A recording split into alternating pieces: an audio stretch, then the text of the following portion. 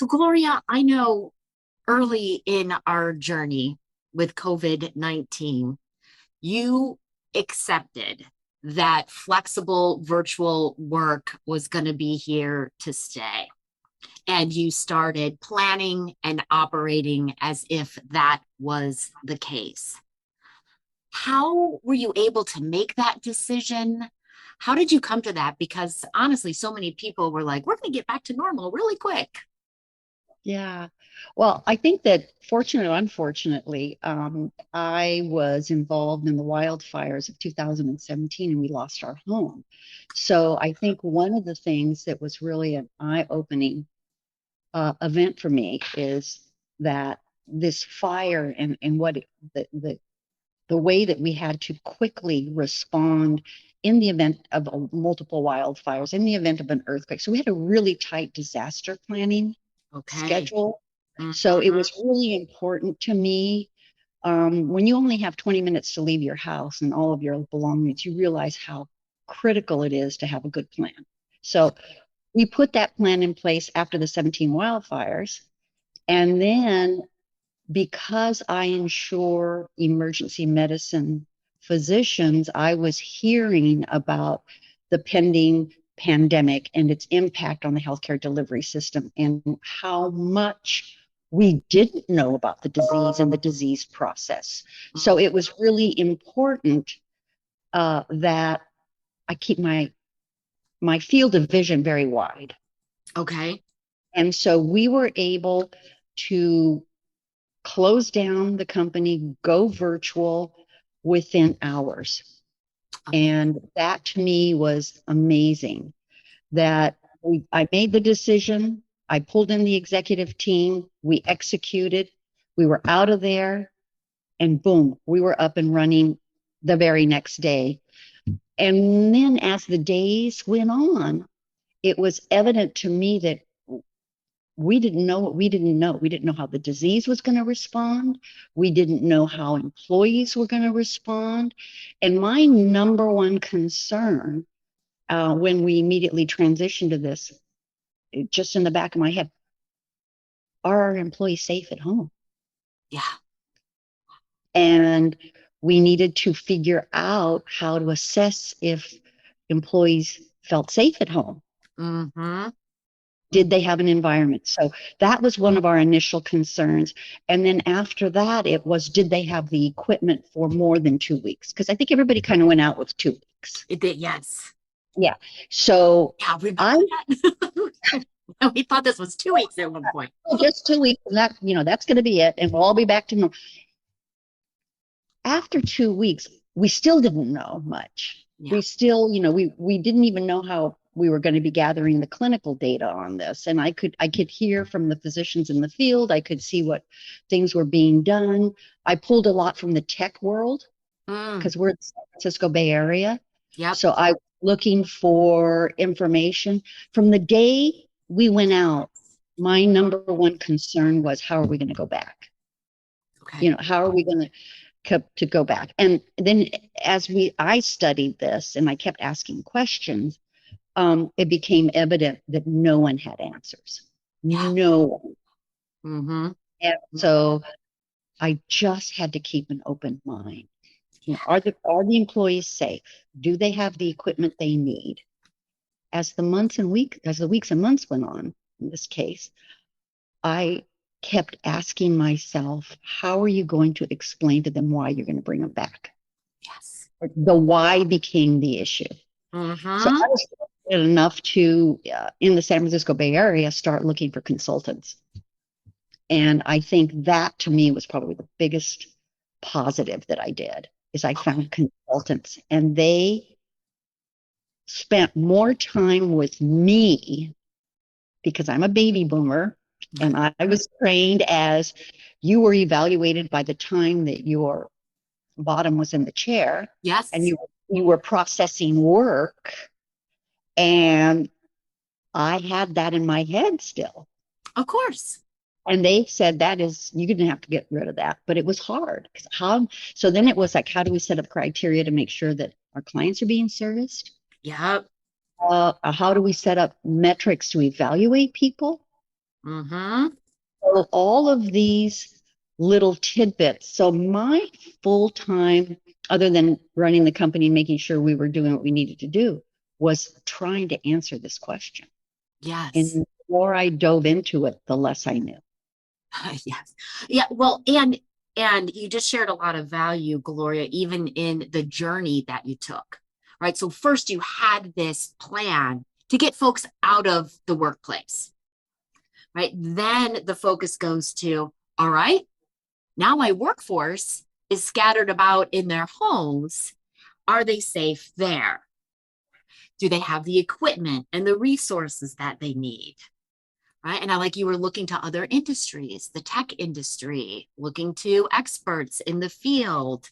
What do I need to know? How can I get the answers? And you are months, maybe years ahead of other leaders looking at this, keeping the open mind throughout, right? And then thinking about, okay, if we're going to ask employees to come back into the office for any amount of time, why? Right? They've proven that they can do their work from home. Well, why do you need me to come in?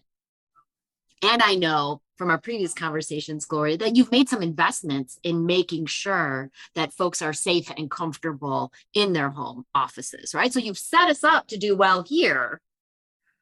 Why do we need to come back in there? And are the clients being served, right? And how do we evaluate performance? So a lot of different places that you were looking along the journey. You know, that's just kind of how it all evolved. And I think that the more that you start asking these questions, and I think for me, you know, talking to my peer group, talking to the consultants, talking to other industries, it was really an aha moment when I'm hearing from them, well, you know, we need to cut vacation pay because everybody's working from home. We need to, you know, we need to, in essence, start taking away because the privilege of working from home, you don't have commute costs, you don't have this, you don't have that, you know, all those. The consultant that I used said something so profound to me. Said, well, now we're in this situation, and yes, all that conversation is going on for some people, and those are questions you need to ask. Mm-hmm. You realize you have now just made your company the center of their personal lives. You have dropped your company, Mm-hmm. the domestic space of Yes. all of your employees. Like it either way. So you need to couch that.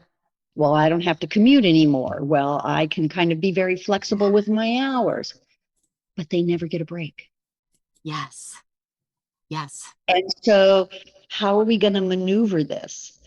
And to me, that was so valuable because I had never thought about that. So, the issue of, yeah, they don't have to commute. And yes, they can pick up their children from daycare, or they can go take medications to their elderly parents, or they can do whatever they need to do and don't have Run a to load of call. laundry. Yeah. Absolutely.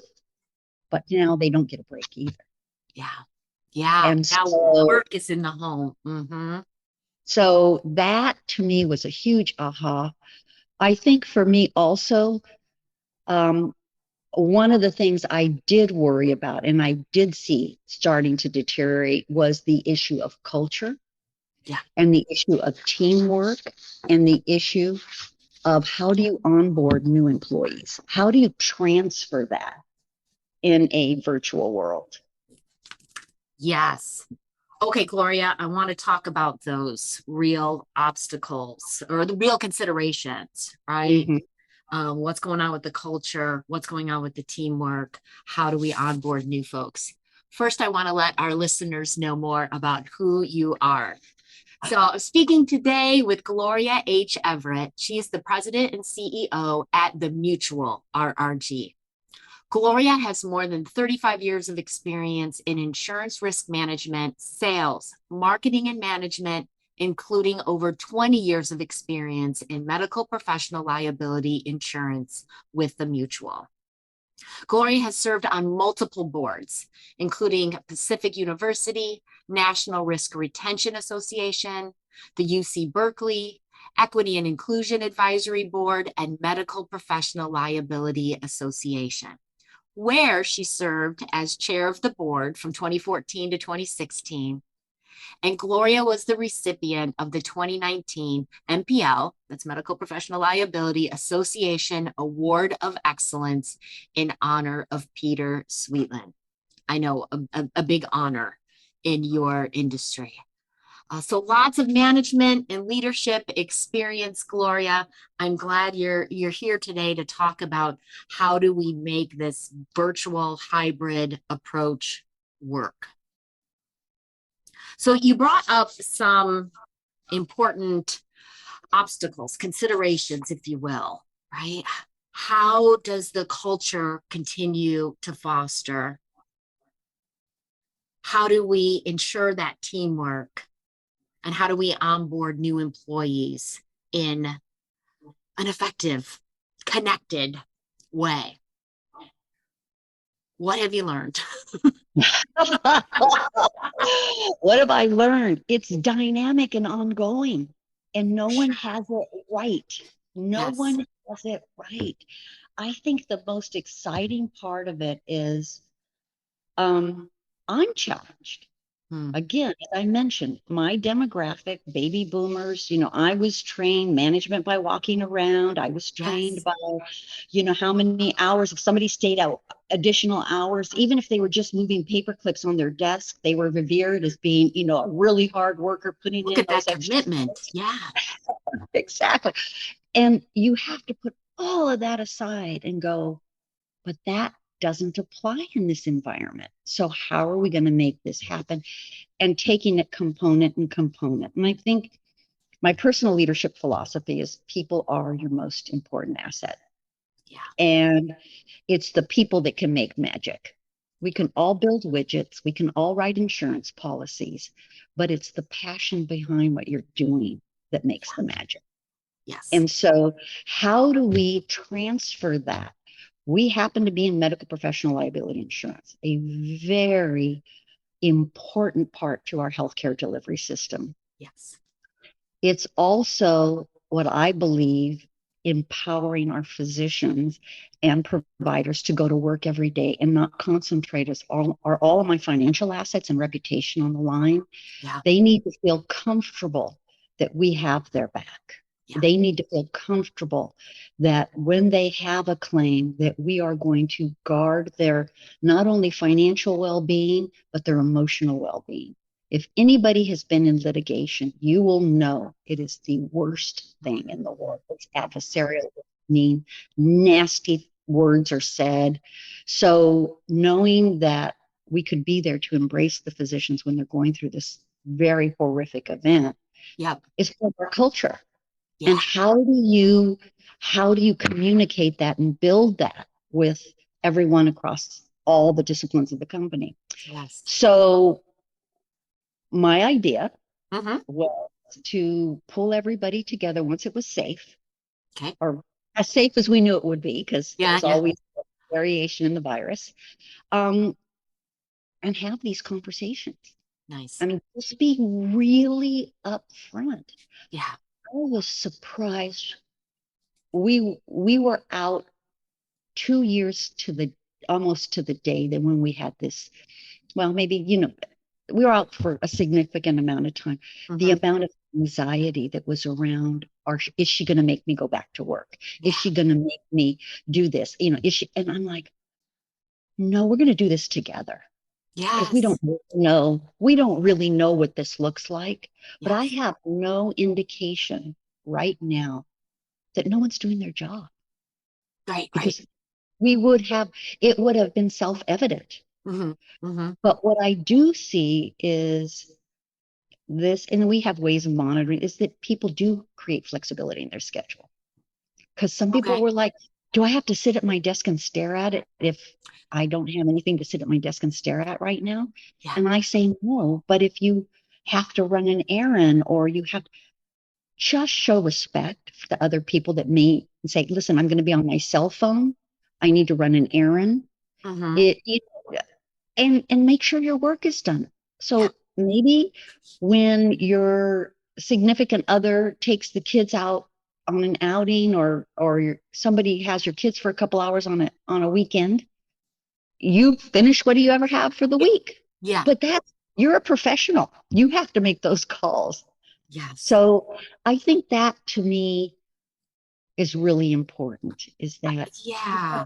really understand they're professionals and get your job done. But we need to come together. I Just Yeah, I want to underscore this, Gloria, because I think this is so critical. You're talking about the give and the take and the co-creation and the trusting one another.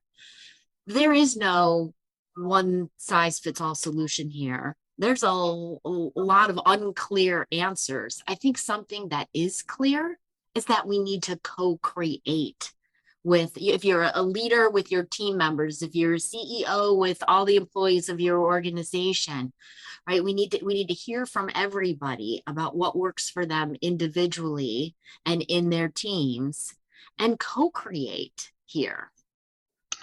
I that's the perfect word. And that Okay. is exactly what we're trying to do, is we're trying to co-create. Nobody, I certainly don't have all the answers, but together we will find them.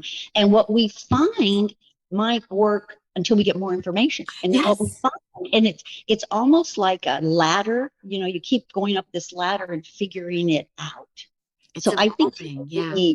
that is the really exciting part of this. Mm-hmm. You know, I mean, it being, from coming in when women weren't even in the boardroom Yeah. to women weren't even all, I mean, you were a teacher, a nurse, or a secretary. Those were Yeah. your three options. And being I think the generation that kind of broke those initial ceilings, um, to where we are today, it's like mind blowing, Yeah. because you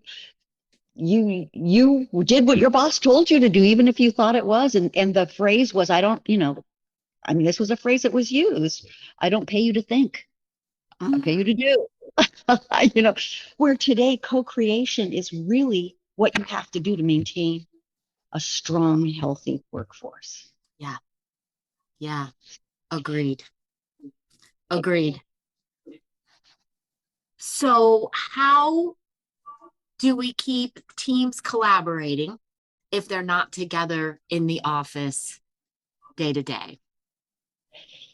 That's ultimately where we ended up going. And I said, we are going to go back one day a week. And it's Okay. not even going to be a full day. It's going to be non-commute hours. It's going to be from 10 to 2. Oh, okay. So that's different. I haven't That's heard that from many folks. I come in the so office, but it's not 9 to 5. It's 10 to 2. And okay. an hour of that is we all have lunch, and the lunch is provided. Wow. Okay. And some people like to do an activity, like an educational thing on a certain topic that may be of interest to all of us. Yeah. And they've done Jeopardy, they've done all kinds of different kind of educational formats, and it's really fun. And there've been prizes at times, and people are really creative.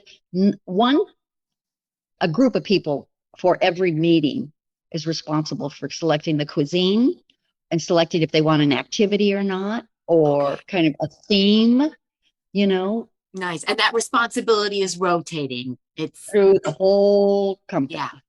Okay. So Okay. that's really exciting. And what I have, people are saying, well, we're coming in and maybe we should mandate, 9 to 5. I said, no, let's let this grow organically. Nice. Nice. And some people, some departments go, well, if we're in from like 10 to 2 on Wednesday, which happens to be the day right now, Okay. maybe we should come in on Thursday to do our little team department things. Okay. And that worked for a while. And then they realized, well, maybe that doesn't work. Maybe we should just add on hours to the 10 to 2. So Okay. again, flexibility, Yes. flexibility, and them figuring out what works for them. I love it, Gloria. Because if you had said, you know what, this is going to end up that we need 2 or 3 days a week in the office, and you had mandated that from the beginning, people people were likely to resist. You let them learn from these experiences because honest to goodness, we have forgotten. we have forgotten what it feels like to be in the office all day, right? And we forgot what benefits or how that affected us. And it might be affecting us differently because we've all experienced what we've experienced over the past couple of years. So you come in and try it. Yeah, just open the door to the closet and hope the boogeyman, is, and the boogeyman wasn't there. We also had, I mean, interesting, we also had some feedback with Okay. the 1 day a week. Well, I can't get any work done because I'm going in the office. Interesting. So Okay. their normal rote processing work got interrupted. And I said, exactly. Yeah. Because that is what we want, because this is the designated time to talk to your teammates. It's the time to work on collaborative projects. It's the time to ask face-to-face questions. It's the time just to come together, and it will disrupt. It's meant to. It's meant. So I think they got it now, and they're like, well, we're just coming in and having lunch and kind of talking to each other. I said, exactly. That's great, Gloria. Yes, it's meant to disrupt. Yeah, I love that. Because if we were coming in 9 to 5 every day, it would be interspersed throughout the day on 7 days a week. Well, no, now it's very focused. And I think because we focused on it, people were like, wait a minute, wait a minute. I think the other thing that was really interesting, again, another little observation, is that certain disciplines have to have more time together. Yes. And this is across the board in the MPL world or in the insurance world. It seems like times of year, there's a seasonality to some departments. There could be the times the financials need to be prepared, that it's just easier to come in together and everybody look at spreadsheets. The other thing is there's contract renews, or there's policy issuance times, or there's just certain things that lend itself to spending more time in the office. Yeah. So there's no restriction in coming into the office. And certainly anybody not feel safe at home, I would want them to come into the office. I would want them to have that separation. Now, I may be making a mountain out of a molehill because, those are kind of difficult things to talk about. But sometimes mom maybe just needs to get away from the kids and get some work done. Yes. There are times that I'd like to just get away too, and I don't have any kids at home. But after a while, you just need kind of change of scenery. Yeah. So maybe it's summertime. Some parents are spending more time in exactly. Yes. Personal seasons and professional seasons. Right. Oh, I love that. And we had this ebb and flow before, and maybe it just feels more distinct or contrasted now, right? Like there might be times where we need more collaboration with our team. So that team is collectively deciding, let's spend some more hours in the office while we're launching this, or we're having this season, or signing the contracts. Yeah. Yeah. And then the other thing that was another kind of side aha on this was there were people that decided they wanted to get together purely for social. So they would take their breaks. Those that lived in the same community would meet up and go for long walks. Oh. And we had like a walking group. And they would not at the office, like not at the office. In their neighborhood. In their area close by. Yeah. And they would, and I think this was particularly helpful when being in closed areas was more of a concern with the virus. Yes. So they started this outside. And that seems to be going strong, because I hear that all the time. I'll be talking to someone and go, well, our walking people are meeting tomorrow. I'll run this by them. So I think there's a lot of different ways to make this happen. I just don't think, in terms of the Great Resignation, in terms of the workforce that we're coming up with, that we have to be flexible, and we have to, as leaders, we need to challenge ourselves to figure out, okay, how are we going to make our metrics? How are we going to know things are getting done? That's on us, not them. Well said. Well said.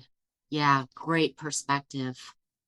Yeah, I love that you're speaking to what it's calling from you personally to stay open-minded and flexible as the leader and to continue to do so. Because as you've said, and I think that you are exactly right, this is dynamic, this is evolving. What's working right now might not at all be what's going to work 6 months from now. Yeah. But more will be revealed. Yes. So anything you can offer, Gloria, about your personal journey with that? Like, what do you do? How do you stay open-minded, flexible, continually looking? You know, I have a great group of industry peers. Oh, good. I read a lot about this subject. I'm curious, and I also talk to my children who are the demographic Okay. that will say, and I encourage my leaders to talk to their children. And one of the questions is, if your daughter or son, who's now been working at home for 2 years, was made to go back in the office, Mhm. what do you think they would do? Oh, they wouldn't do it. So why do you think the people that work for us are going to do it?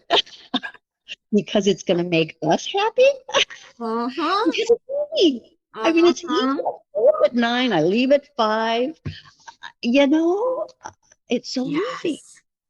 Oh, I love that, Gloria. What would my kids do? If you don't have kids, what would your nieces and nephews do? Right? What would Absolutely. somebody in that generate in that demographic?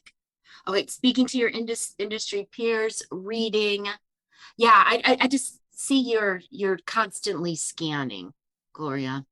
Absolutely. And again, I've had great consultants that I've used and a lot of personal growth in this area. Again, I was the one that had to be convinced because Mhm, it wasn't helpful for me.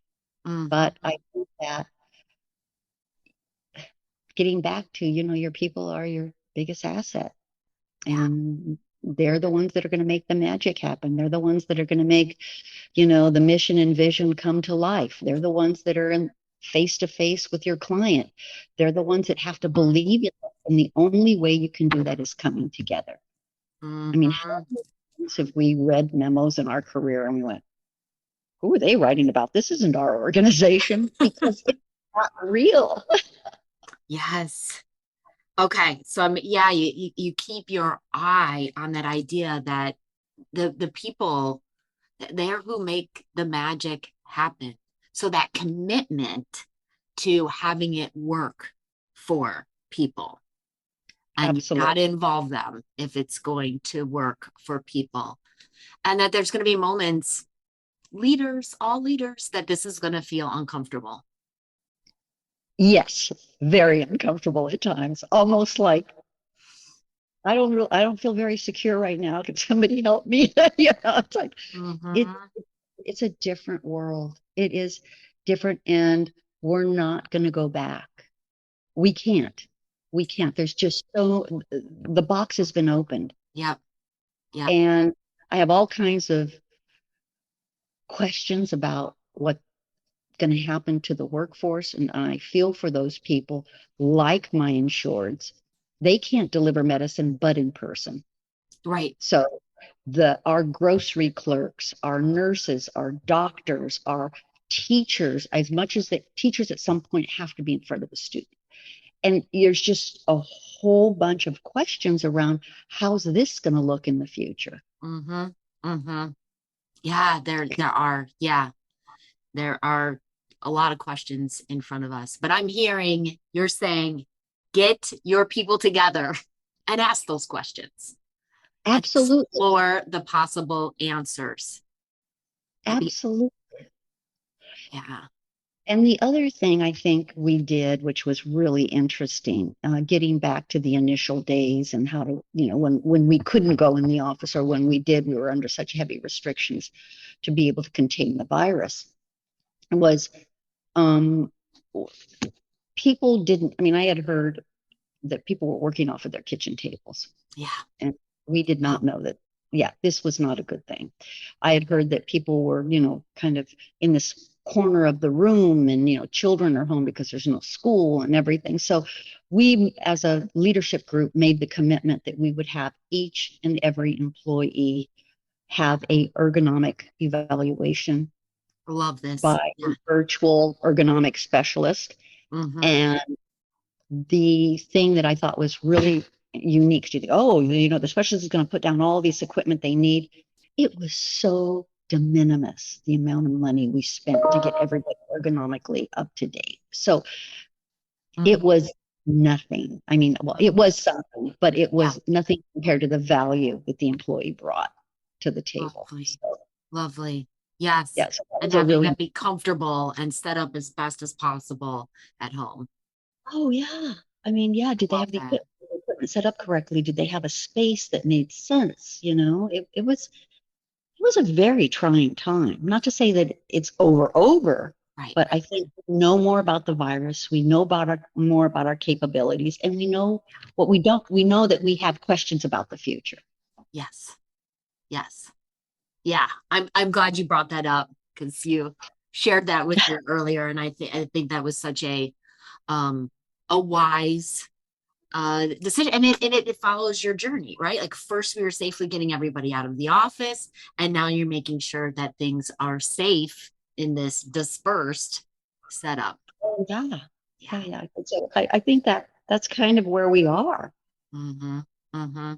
Gloria, you also earlier brought up the challenge of onboarding new employees, associates during this kind of setup. Anything to offer there? What lessons learned? Number one is you do need to come together and spend time in a physical space that has a corporate feel to it. You can't, the people that we've onboarded since then, they did come in the office, they met with their supervisor, they met with leaders, and could see the structure of what used to be, and that was really important. The other thing is, don't underestimate people's ability to learn. Okay. And don't underestimate that, yes, maybe some silly mistakes will be made, but you know what? We're all learning. So I think that, just again, being flexible, really understanding what the person you're onboarding needs, and evaluating it. Again, having a great leadership team that's tuned into this, but you do need to come together. I do not believe that you can 100% onboard, have somebody up to speed virtually. Now, somebody may argue with me, but that's not been my experience. Okay. So there is a come together, but also don't underestimate their ability to learn, right? Without having somebody looking over their shoulder the entire time. Yeah. Absolutely. Yeah. So it's, if you hire the right people, and they'll be fine. Gloria, you have shared such great stuff with us today. I really believe you are ahead of the curve in looking at how do we make virtual and hybrid work for us, for the work, for our customers, and you do such important work for the physicians that you serve. And huge theme I'm hearing from you is people. The people make the magic, the service that you provide happen. So how do you have it work for people? Involve them in the conversations, have that give and take, hear from them firsthand about what does work. I love your word, co-create. Yeah. Terrific, Gloria. Thank you so much for being with me today and sharing candidly of your experience and the Mutual's experience. Thank you, Amy.